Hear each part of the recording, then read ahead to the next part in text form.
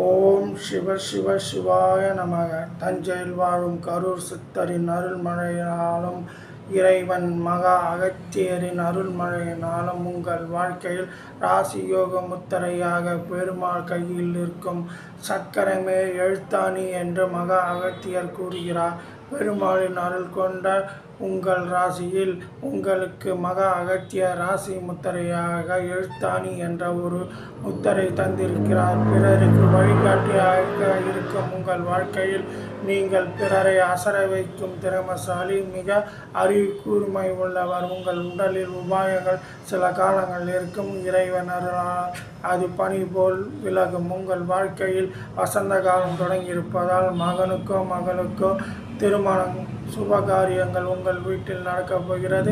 2025 தொடக்கத்திலேயே உங்கள் வாழ்க்கை அற்புதமான மாற்றம் உங்களுக்கு அறிகுறியாக தெரியும். 2025 2026 வரை உங்களுக்கு வசந்த காலம்தான். நண்பர்களும் உறவினர்களும் உங்களை வார்த்தைக்கு கட்டுக்குள் வருவார்கள். எடுத்த காரியம் ஜெயமாகும்.